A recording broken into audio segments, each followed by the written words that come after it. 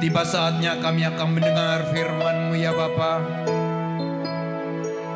Berbicaralah dengan bebas Tuhan. Bentuk kami supaya kami semakin dewasa, semakin serupa dengan Kristus. Berkati jemaat-Mu Tuhan yang sudah hadir dalam rumah-Mu pada pagi hari ini Tuhan. Engkau rapi secara khusus lewat pujian dan penyembahan, dan juga lewat firman-Mu yang sebentar lagi akan kami dengar. Kami siap buka hati untuk firman-Mu Tuhan. Urapi hamba-Mu secara khusus dengan pengurapan dari tempat yang maha tinggi. Kuasa Allah menguasai hamba-Mu, menguasai hati, pikiran dan roh hamba-Mu Tuhan, supaya bukan kehendak dan keinginan hamba-Mu yang pagi hari ini kami dengar, tetapi firman-Mu, kehendak-Mu yang kami dengar. Terima kasih Tuhan, kami siap untuk sambit firman-Mu. Demi nama Tuhan Yesus Kristus, kami alaskan segala doa kami. Sama-sama kita katakan, amin. Tuhan Yesus memberkati. Selamat pagi, shalom. Ya, Tuhan Yesus memberkati Bapak Ibu sekalian. Pada pagi hari ini saya akan sampaikan satu tema. Bukan kebetulan kalau pagi ini kita akan menerima sakramen kudus, akan mengikuti perjamuan kudus. Satu tema untuk Bapak Ibu Saudara sekalian, kasih karunia Allah. Perjamuan kudus, tubuh dan darah Yesus, itu adalah salah satu kasih karunia Allah terbesar yang Allah berikan kepada kita. Ya, karena begitu besar kasih Allah akan manusia, Ia karuniakan anaknya yang tunggal, supaya setiap orang yang percaya kepadanya, percaya kepada Yesus, tidak binasa, tapi beroleh hidup yang kekal. Amin.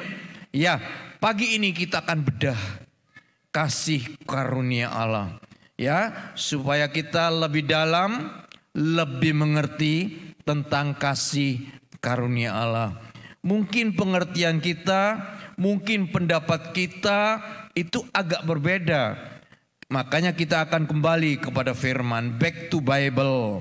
Karena firman Allah itu sudah menjelaskan dengan ringkas dan menjelaskan dengan sejelas-jelasnya, ya.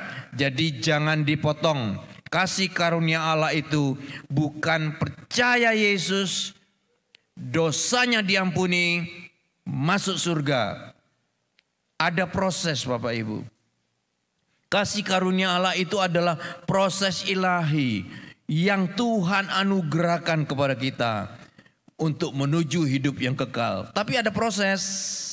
Ada 4 proses, ada 4 fase yang akan kita pelajari supaya kita mengerti tentang kasih karunia Allah. Percaya Yesus, yes, itu proses pertama. Dosanya diampuni. Menuju kehidupan kekal di surga. Ini proses yang keempat. Ada 2 proses lain. Ayo kita bersama-sama akan pelajari pada pagi hari ini. Saudara siap? Amin. Ya, kita akan buka Alkitab, buka ayat agak banyak ya. Saudara mau? Oke. Mari saya akan buka dengan satu ayat yang penting untuk kita bersama-sama diingatkan oleh suratan Petrus ini. Petrus mengingatkan kita, 1 Petrus 4 ayat yang ke-7. Saya bacakan untuk saudara. 1 Petrus 4 ayat yang ke-7. Kesudahan segala sesuatu sudah dekat. Karena itu kuasailah dirimu. Jadilah tenang supaya kamu dapat berdoa. Petrus mengingatkan kita, kesudahan segala sesuatu sudah dekat, cocok untuk saat ini Bapak Ibu. Ya, karena itu kuasailah dirimu, jadilah tenang supaya kamu dapat berdoa. Saudara, kalau saudara mengikuti kehidupan manusia saat ini, saudara pasti mengatakan ya, betul. Kesudahan segala sesuatu sudah dekat. Ini kalau kita mempelajari kehidupan manusia. Apalagi saya sebagai dosen fisika Bapak Ibu, saya mengerti betul bahwa bumi kita itu sudah sangat tua. Kenapa bumi kita tua? Sebenarnya Allah menciptakan bumi kita itu sempurna. Ya, Allah menciptakan alam semesta itu sempurna. Tapi bumi kita itu semakin tua. Harus kita akui semakin tua karena ulah manusia yang tidak bertanggung jawab. Longsor terjadi di mana-mana, banjir terjadi di mana-mana. Kenapa? Karena ulah manusia. Sebenarnya ada bagian-bagian pohon-pohon tertentu, hutan tertentu yang tidak boleh ditebang. Terjadi longsor. Allah itu sudah ciptakan bumi kita itu sempurna. Jadi sebenarnya tanah longsor yang terjadi di mana-mana, di Jawa Timur aja, banyak terjadi longsor. Itu sebenarnya tidak harus longsor karena semula di situ sudah ada tumbuhan-tumbuhan yang ditebangin. Terjadilah longsor. Belum lagi dengan pemanasan global. Kenapa terjadi pemanasan global? Karena manusia tidak bertanggung jawab. Zaman tambah maju. Pemakaian barang-barang yang tidak bertanggung jawab itu bisa terjadi di tetangga kita. Sehingga emisi karbon, CO2 dan CO itu semakin meningkat. Dan itu menyebabkan rumah kaca. Jadi dulu Bapak Ibu Saudara sekalian, dulu sebelum zaman semaju sekarang, sinar matahari itu datang ke bumi. Bumi mengambil panasnya karena bumi perlu panas matahari. Terus lebihnya itu dikembalikan ke atmosfer. Atmosfer mengeluarkan ke ruang angkasa. Itu yang terjadi dulu sebelum zaman sekarang. Sekarang emisi karbon itu luar biasa. Overload sehingga atmosfer kita itu menjadi rumah kaca, disebut rumah kaca. Jadi sinar matahari datang ke bumi, bumi mengambil secukupnya, terus lebihnya kan dikembalikan ke atmosfer toh. Nah atmosfer itu jadi cermin, dipantulkan lagi panasnya ke bumi. Tambah gawat Bapak Ibu. Zaman saya mahasiswa, tahun 70-an, saya mahasiswa, saya itu jalan kaki Bapak Ibu, jam 12 siang no problem. Karena dulu di luar suhu 27 derajat Celcius, sekarang berapa? Minimal 33. Bahkan akhir tahun yang lalu itu sampai 36, 37. Kenapa bisa begitu? Karena emisi karbon. Kendaraan bermotor bertambah banyak. Sudah tahu kendaraan bermotor itu menggunakan gas alam. Gas alam itu knalpotnya mengeluarkan CO2. Itu penyebabnya. Belum lagi saudara pakai AC. Maaf. Kenapa sudah pakai AC? Panas. Pakai AC, berlomba-lomba pakai AC, berlomba-lomba beli mobil, berlomba-lomba beli motor. Motornya semua pakai bahan bakar. Itu tambah tebal. Dan akibatnya apa? Akibatnya musim menjadi tidak teratur. Padahal ada pujian mengatakan Allah kuasa melakukan segala perkara. Betul? Betul. Dia atur segala masa. Betul? Karena pemanasan global, masa itu menjadi tidak teratur. Sekarang sudah nggak cocok lagi musim kemarau, musim kehujan nggak cocok lagi. Dan kalau hujan, disertai dengan topan, badai dan semuanya. Padahal Allah tidak menciptakan seperti itu. Itu karena pemanasan global, belum es yang mencair. Ya, Jadi sidang jemaat terkasih, kita harus lebih waspada. Hati-hati. Ya. Kesudahan segala sesuatu sudah dekat. Apa kata firman? Kuasai dirimu. Kuasai dirimu, jaga diri, periksa diri, koreksi diri. Efesus mengatakan, perhatikan dengan seksama bagaimana kamu hidup. Ayo kita perhatikan dengan seksama bagaimana kita hidup. Apalagi kita mau perjamuan kudus. Sudah jelas loh. Dalam Korintus dan di dalam Matius. Dalam Matius Yesus mengatakan, di dalam Korintus itu Rasul Paulus mengatakan. Sebelum kita menerima perjamuan kudus, periksa diri. Jangan sampai kita tidak layak menerima roti dan anggur. Tubuh dan darah Yesus. Kita menerima tidak layak. Maka sakramen kudus tidak menjadi berkat bagi kita. Tapi menjadi kutuk. Periksa diri. Kalau ada yang belum beres. Ada yang belum benar. Ayo lakukan perubahan. Perubahan kecil, perubahan besar, perubahan total harus dilakukan. Kita harus komitmen, lakukan perubahan. Supaya tujuan kita tercapai. Kehidupan yang kekal. Amin. Ya, ayo kita melihat kasih karunia Allah itu ada 4 proses. Ya, Rasul Paulus sudah menyampaikan kepada kita lewat 1 ayat. Ternyata dalam ayat ini sudah lengkap keempat-empatnya. Saya bacakan ya, Roma 6 ayat 22. Roma 6 ayat 22. Rasul Paulus mengatakan demikian.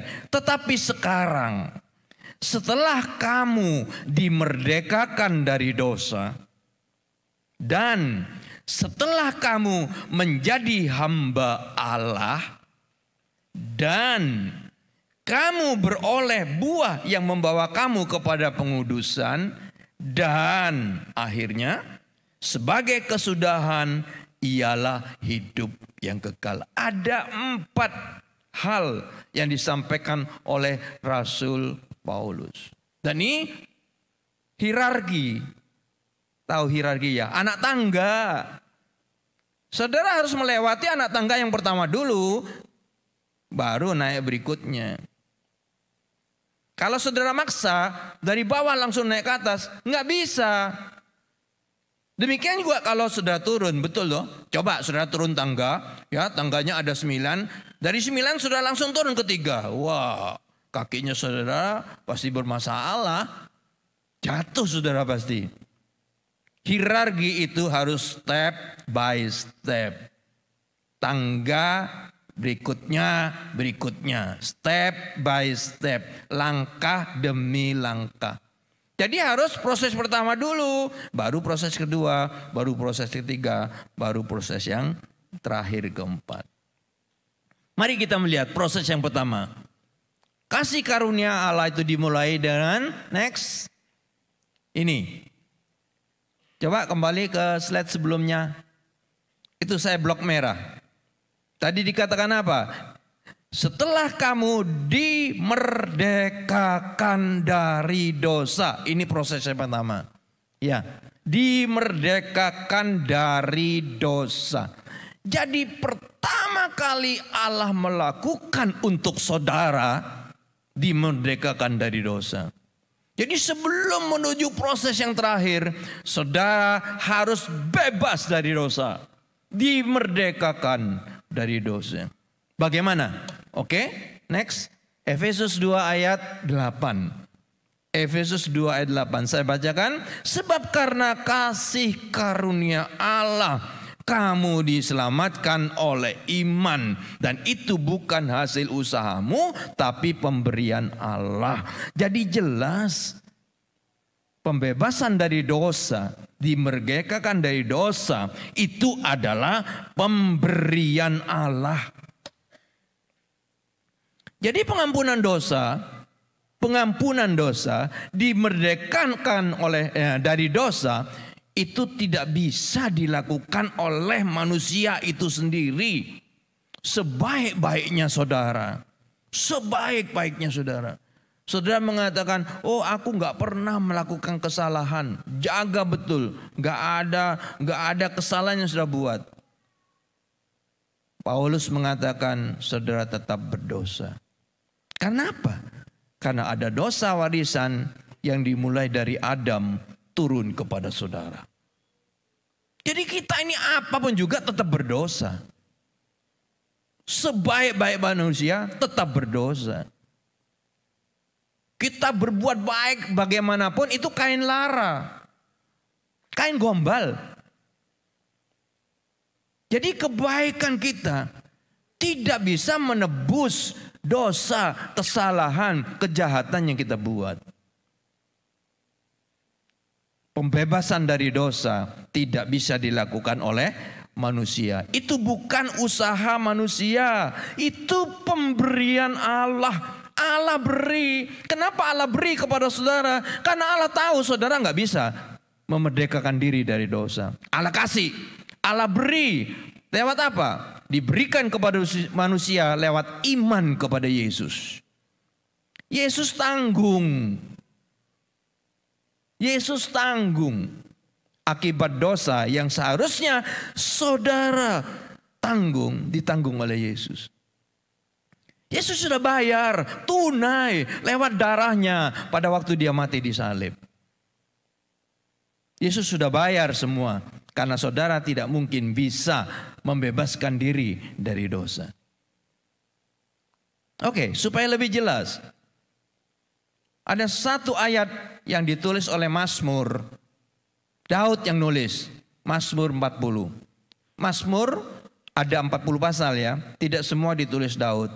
Tapi Mazmur 40 ini disebut Mazmur Daud, berarti ditulis oleh Daud.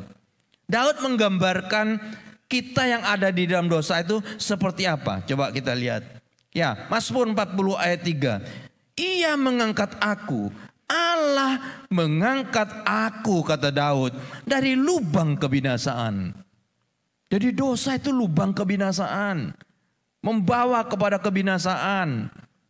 Allah angkat aku dari lubang kebinasaan, dari lumpur rawa. Ini pas Bapak Ibu. Gambaran manusia yang berdosa itu seperti manusia yang ada di dalam lumpur rawa. Dan Allah menempatkan kakiku di atas bukit batu, menetapkan langkahku. Sebentar saya jelaskan, sebentar aja. Lumpur rawa itu apa? Di hutan-hutan yang masih asli, hutan-hutan liar, itu banyak lumpur rawa. Lumpur rawa itu bukan sekedar lumpur Bapak Ibu. Kalau lumpur biasa, saudara bisa injak-injak. Paling-paling kaki saudara kotor toh, karena lumpur. Tapi lumpur rawa itu adalah lumpur yang bisa sedot saudara ke dalam. Kalau saudara misalnya mendaki gunung, saudara masuk hutan, hutannya hutan asli, banyak lumpur rawa. Saudara nggak sadar karena dari luar kan kelihatan seperti tanah. Saudara injak itu lumpur rawa, saudara masuk ke dalam. Apa yang bisa saudara lakukan? Nggak bisa apa-apa. Semakin saudara berusaha menyelamatkan diri, saudara semakin disedot, masuk ke dalam. Itu gambaran dosa. Rasul Paulus mengatakan semua manusia itu berdosa. Berarti semua kita ada di lumpur rawa itu. Semua manusia ada di dalam lumpur rawa. Kalau orang tua mengatakan, aku sangat mengasihi anakku, aku akan selamatkan anakku. Bagaimana caranya orang tua menyelamatkan anaknya? Kenapa? Karena orang tuanya kan ada di dalam lumpur rawa juga. Anaknya ada di dalam lumpur itu. Kalau orang tuanya berusaha untuk menyelamatkan anaknya itu, apa yang terjadi? Yang diselamatkan tambah masuk, yang menyelamatkan tambah masuk. Karena tambah gerak, tambah disedot. Itulah lumpur rawa dan itulah dosa. Bagaimana caranya kita bebas dari lumpur rawa? Harus ada pribadi yang tidak di dalam lumpur itu. Ada di tepi-tepi yang berbatu, itulah bukit batu. Harus ada pribadi yang ada di bukit batu. Siapa itu? Ya pribadi yang tidak berdosa tentunya. Kalau pribadi itu berdosa ya ada dalam lumpur juga toh. Semua orang yang ada dalam lumpur itu nggak bisa nolong orang yang ada di dalam lumpur itu. Yang bisa nolong adalah pribadi yang ada di bukit batu. Siapa? Manusia yang tidak berdosa. Hanya satu. Tuhan Yesus Kristus. Dia dianugerahkan kepada saudara. Dia menjadi manusia. Supaya bisa angkat saudara dari lumpur rawa. Dia yang angkat saudara. Dan tidak hanya angkat saudara keluar. Tapi Yesus tempatkan saudara di bukit batu. Artinya apa? Saudara bebas dari lumpur rawa. Karena ada di bukit batu. Saudara dimerdekakan dari dosa. Jadi hanya satu, iman kepada Yesus. Saudara merdeka dari dosa. Amin. Ini bagian pertama. Jadi harus ini awal pertama, percaya Yesus. Saudara, siapapun juga yang ada di muka bumi ini, kalau tidak percaya Yesus, sebaik-baiknya dia tidak akan dibebaskan dari dosa. Hanya Yesus yang bisa bebaskan manusia dari dosa. Manusia siapa saja. Agamanya apa saja. Hanya percaya Yesus bebas dari dosa. Itu fase pertama, proses pertama. Berikutnya kita kembali ke ayat yang pertama. Ya, Roma 6 ayat 22. Berikutnya apa? Dan kamu menjadi hamba Allah. Ini proses yang kedua. Setelah dibebaskan dari dosa, saudara ada di bukit batu, bebas dari dosa. Saudara masuk pada proses yang kedua.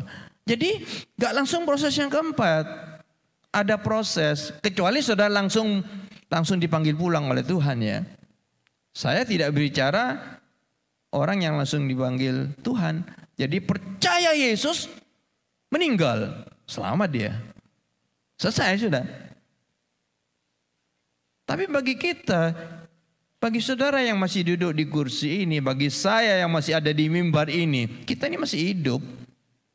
Dan kita nggak tahu kapan dipanggil pulang oleh Tuhan. Tuh. Ada masa, ada rentang waktu percaya Yesus sampai akhir hidup. Dan ini ada proses. Setelah kita dimerdekakan dari dosa, kita masuk proses yang kedua. Harus menjadi hamba Allah. Ya berjuang. Berjuang menjadi hamba Allah. Jatuh bangun, no problem. Tuhan mengerti tentang kita. Karena itu dia anugerahkan Roh Kudus kepada saudara. Untuk terus tuntun saudara ke jalan yang benar.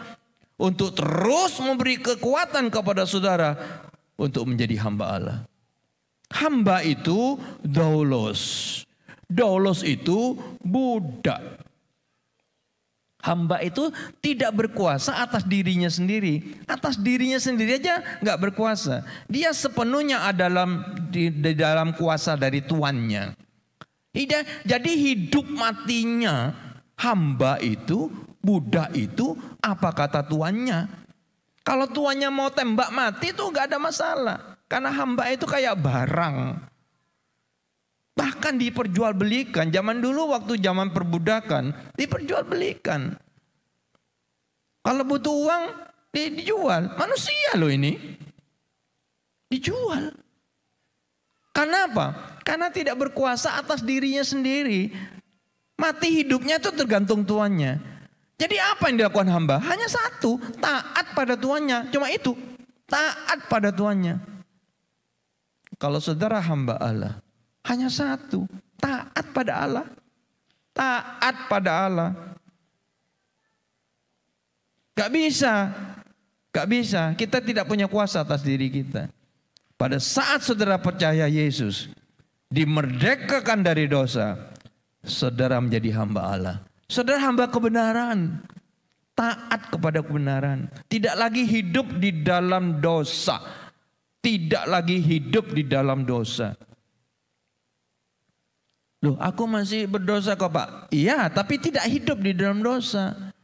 Pada saat sudah berdosa, saat sudah sadar, sudah minta ampun kepada Tuhan. Harus selesaikan dengan Tuhan. Dan sudah masuk ke sakramen berikutnya. Sakramen itu ada 2. Baptisan air. Sekali seumur hidup. Pertama sudah percaya Yesus, baptisan air. Setelah itu sudah berdosa lagi. Apa perlu dibaptis lagi? Enggak, baptisan hanya 1 kali. Berikutnya, saudara tidak perlu mandi lagi. Baptis itu mandi. Berikutnya, saudara membasuh jubah, kata kitab Wahyu. Apa maksud? Membasuh jubah itu apa? Ini. Sakramen kudus. Saudara minta ampun sama Tuhan. Selesaikan dengan Tuhan. Ikuti perjamuan kudus. Karena itu sidang jemaat terkasih, GBI Raja Damai. Saya cuma pesan, jangan tinggalkan ibadat. Karena sebulan sekali di GBI ya biasanya. Sebulan sekali itu ada perjamuan kudus. Saudara, jangan tinggalkan, jangan sampai lewat perjamuan kudus. Perjamuan kudus itu basuh jubah. Dari sejak perjamuan kudus yang lalu sampai sekarang, banyak dosa yang saudara buat tuh. Saudara minta ampun sama Tuhan. Basuh jubah saudara lewat sakramen kudus. Ya berjuang, belajar terus. Tapi percayalah, Roh Kudus akan membuat saudara makin sempurna. Amin ya. Ya, tidak lagi menghidupi dosa. Artinya apa? Tidak terus menerus di dalam dosa itu. Dipertahankan. Tidak begitu. Bisa berdosa. Selesaikan dengan Tuhan. Jadi hamba kebenaran. Ya, sama seperti yang Yesus pernah katakan. Ya, Yesus pernah mengatakan dalam Injil Yohanes tentang pokok anggur. Yesus mengatakan, jika aku di dalam kamu dan kamu di dalam aku. Ini penting kalimat ini. Jika aku di dalam kamu, jika firmanku di dalam kamu, ini bagian yang kedua. Menjadi hamba Allah itu adalah jika aku di dalam kamu, firmanku di dalam kamu. Artinya apa? Firman Allah di dalam saudara itu menjadi hamba Allah. Ya, jadi pada proses ini Allah menghendaki kita isi hidup kita dengan firman Allah. Mencari kerajaan Allah dan kebenarannya. Penuhi hidup kita dengan kehendak Allah dan taat melakukan. Penuhi dengan firman, taat melakukan kehendak Allah. Ini menjadi hamba Allah. Saudara gagal, minta ampun sama Tuhan. Selesaikan. Ya, tapi hidup kita ada komitmen. Ayo diperbaharui. Penuhi dengan kehendak Allah dan taat melakukan. Menjadi pelaku firman. Tidak hanya pendengar, tapi menjadi pelaku firman. Ya. 1 Yohanes 2 ayat 1 Yohanes 2 ayat 17 mengatakan demikian. Dunia ini sedang lenyap dengan keinginannya.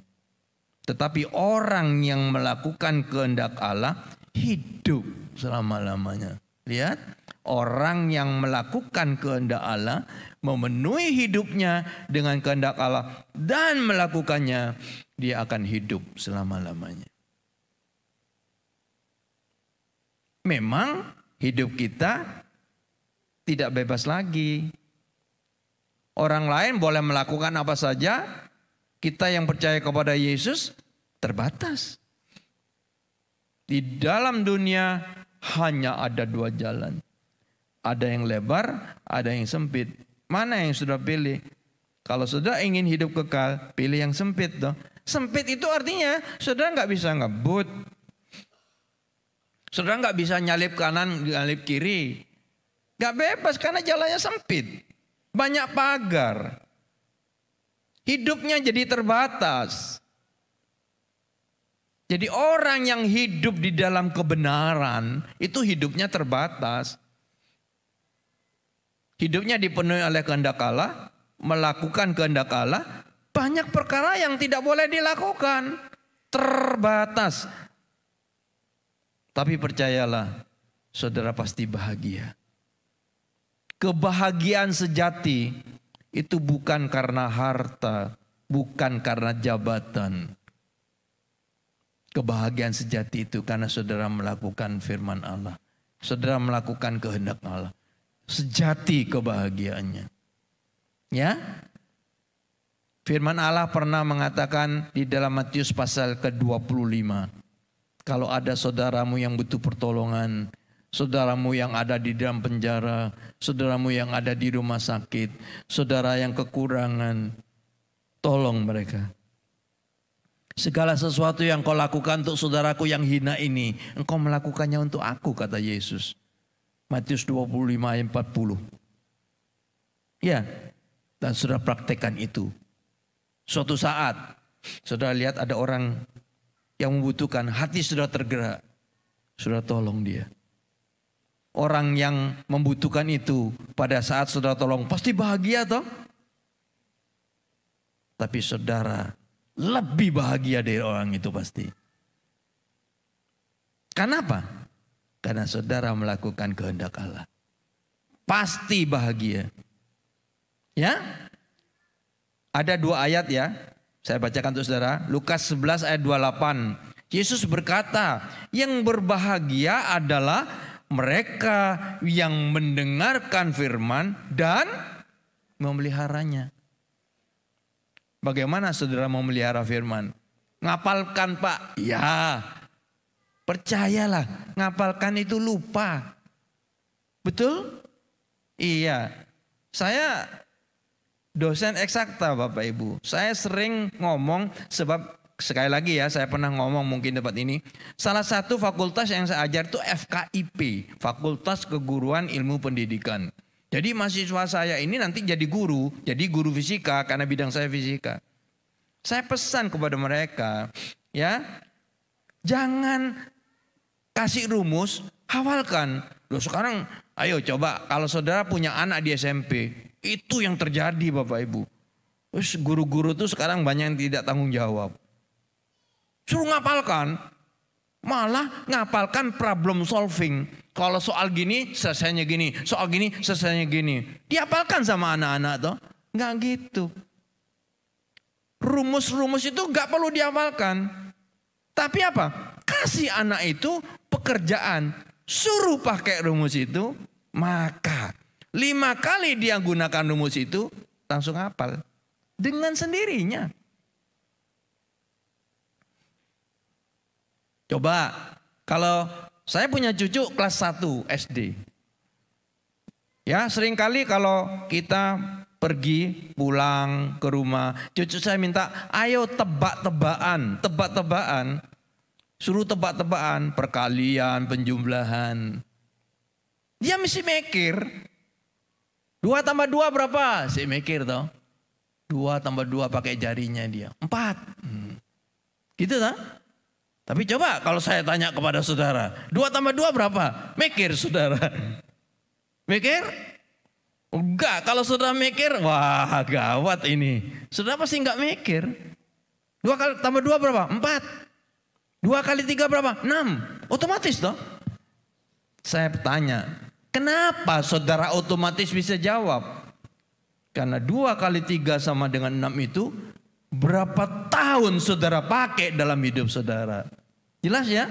Kalau saudara pelihara itu terus, pakai itu terus, saudara akan ingat dengan sendirinya. Sama dengar firman, tapi saudara nggak pernah melakukan, cuma dihafalkan, suatu saat saudara lupa.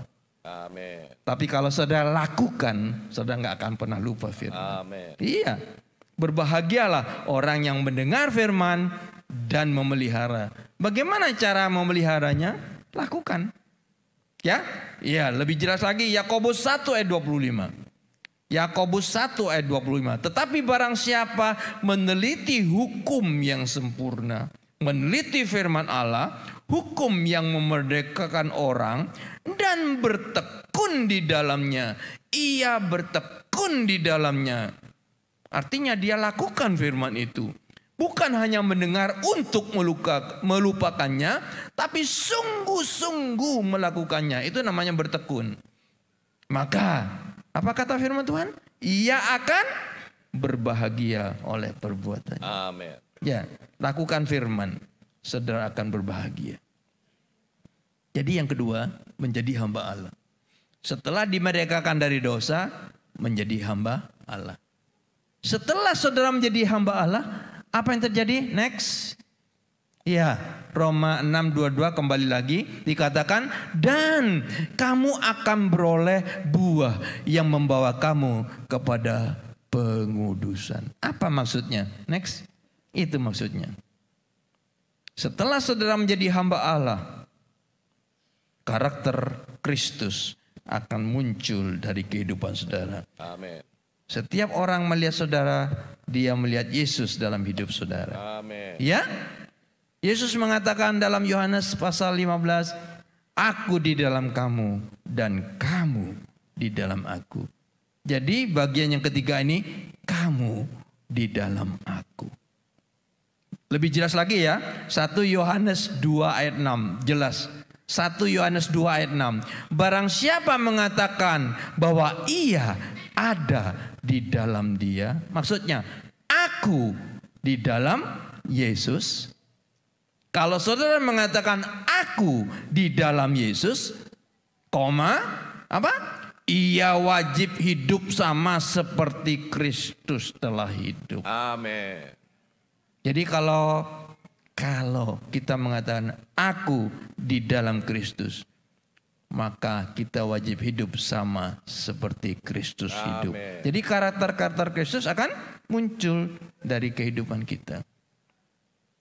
Ya, sekarang karakter Kristus apa? Apa yang muncul? Supaya lengkap ya, apa yang muncul? Galatia 5 ayat 22 dan 23. Itu karakter Kristus.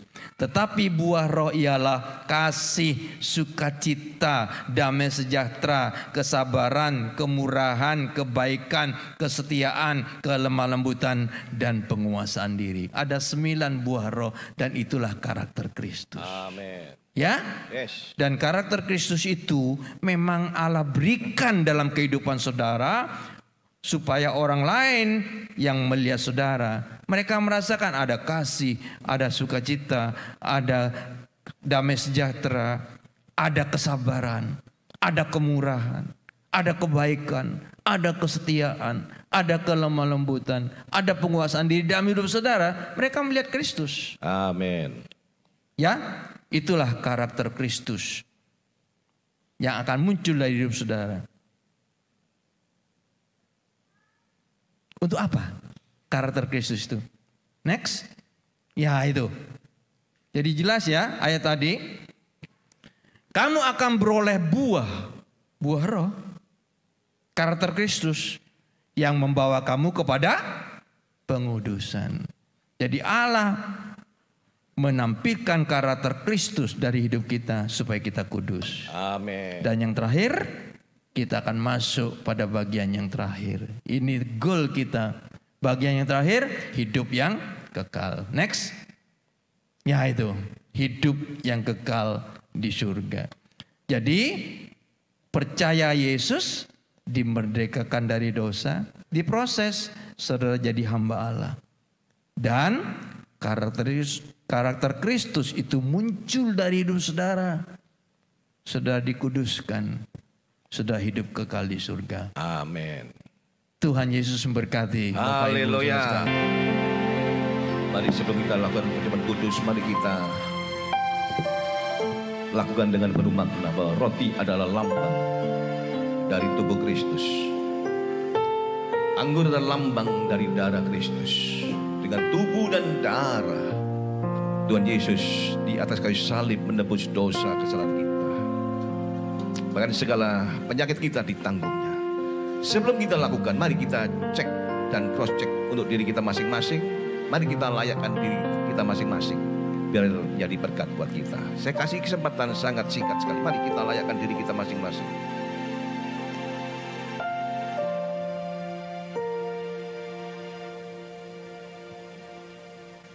Haleluya, haleluya. Ada yang sudah siap, mari angkatlah roti tinggi-tinggi.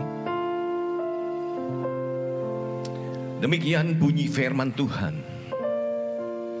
Sebab apa yang telah kuteruskan kepadamu telah aku terima dari Tuhan, yaitu bahwa Tuhan Yesus pada malam waktu ia diserahkan mengambil roti, dan sesudah itu ia mengucap syukur atasnya.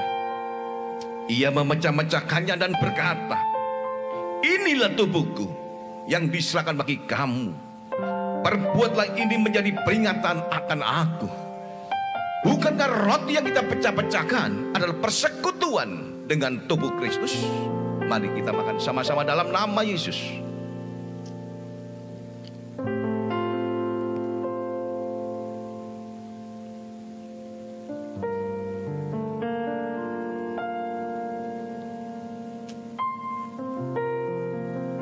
Mari kita angkat cawan anggur tinggi-tinggi.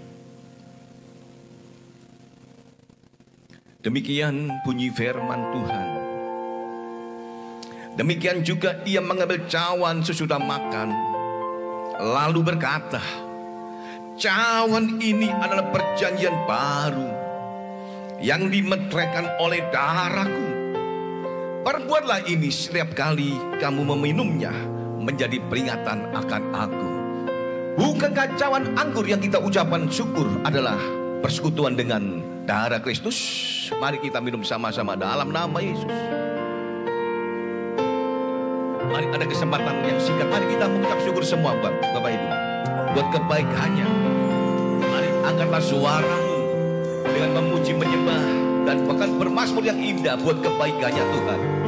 Haleluya. Yes, musik menyembah juga dalam nama Yesus. Oh, kami sembah, kami sembah, kami puji-puji-Mu Tuhan. Oh, buat kebaikan-Mu